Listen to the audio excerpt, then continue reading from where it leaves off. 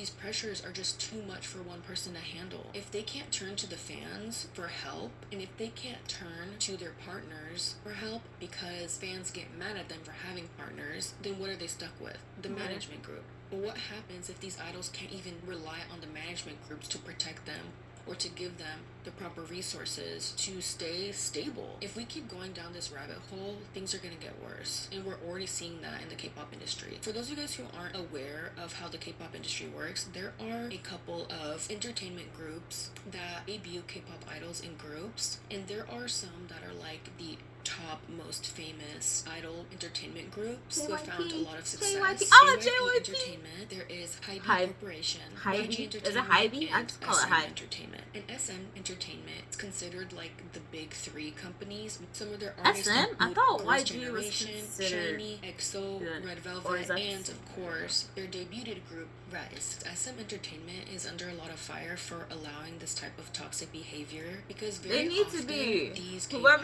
management groups will give into what the fans want, even though it shouldn't be, because at the end of the day, these entertainment groups should be doing whatever they can to protect the idols, their safety, and their future, rather than what user 299 says on Twitter. To a certain extent, I understand why business-wise these entertainment groups may prioritize what fans want and say, because they want these pre-debut idol groups to be successful, so they are going to heavily rely on what the fans say of like, oh, maybe we don't like this sound, or we like more of this sound, or we want to see more of this person dancing or singing. But the one thing that I don't understand is how these management groups will also listen to the bad apples among the crowd who are saying things like, kick out this person because she's not pretty enough to be in the group. I think listening to negative feedback and valid criticism. Who do you think you are? Have you looked in the mirror lately? Anyone grow? But there's a difference between negative criticism and then literally telling people because they're not skinny enough, or they don't meet the fantasy that is in someone's head. Why aren't you conforming to the standards that I made up about you in my head? Is that not giving mentally ill? Yeah. Like, let's be so for real right now. So for real. It's giving parasocial relationships, for real. And if you guys have been watching me for a long time, I have talked about parasocial relationships for a while, because they're very much real and they're very much more common than you think. And they're especially super common in the K-pop industry. And a lot of people don't think that's a real problem because people confuse being in a parasocial relationship for being a fan. And it seems like you guys may need a lesson in the difference. Discussion topic 2. You're not a fan. You're in a parasocial relationship. How the dark and twisted side of the K-pop industry feeds fans' egos and entitlement.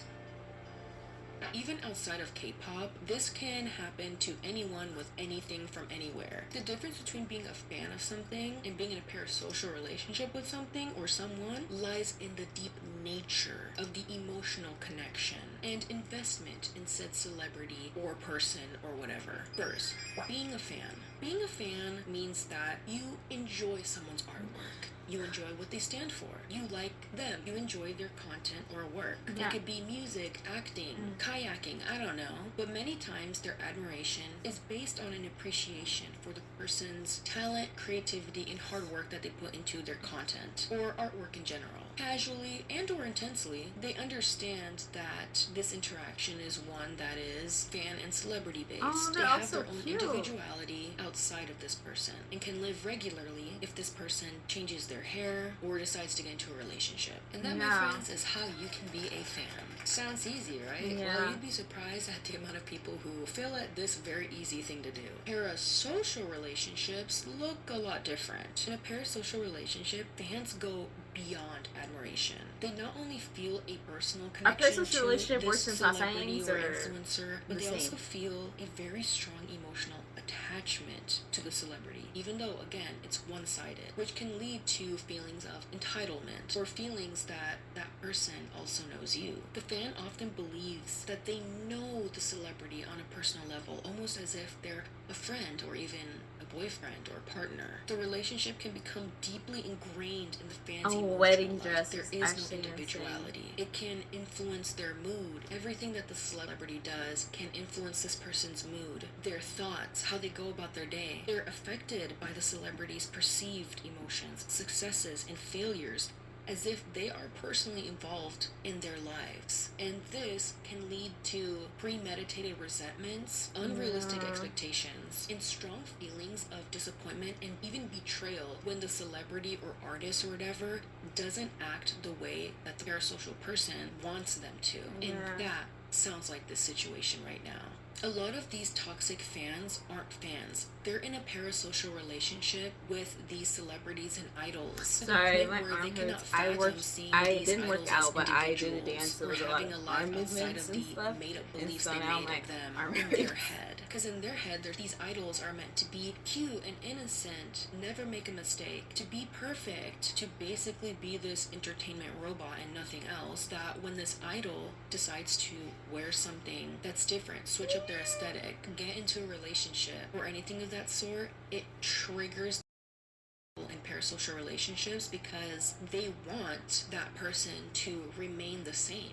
They want the person that they're obsessing over to not only stay the same, but they want them to Were y'all born perfect? Was y'all skin flawless all y'all's lives? So that they could have some sort of form of control over the person they're obsessing over. It's actually strange how normalized it is for celebrities in general, but especially K-pop idols, for them to be completely stripped of their bodily autonomy. And it's almost as if these management groups and entertainment groups who are in charge of these K-idol groups and idols don't really care how the K-pop idol groups are treated when fans show up to their meet and greets in wedding dresses, or when fans call how delusional can you be? Stuff like this. Baby, I think I want to marry you. Here, yes. Oh yeah, girl.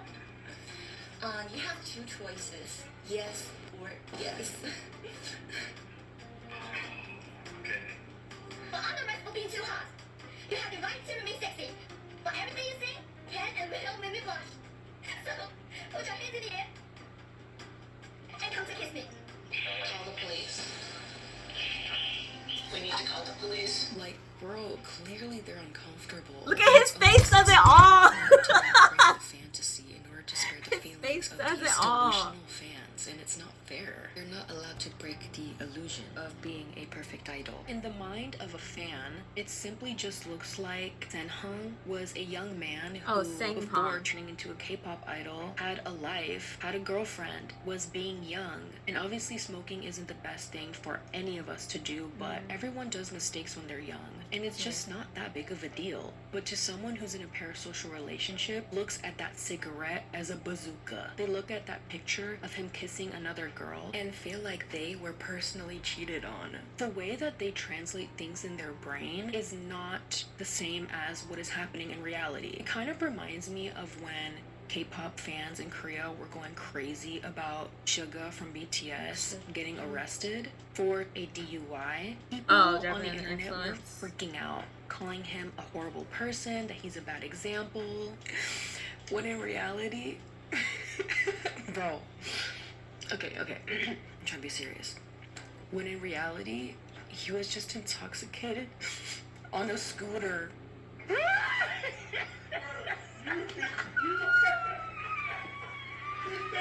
He was driving a scooter. Okay, it's still guys never drink and drive. I'm actually, bro, I have tears. A scooter.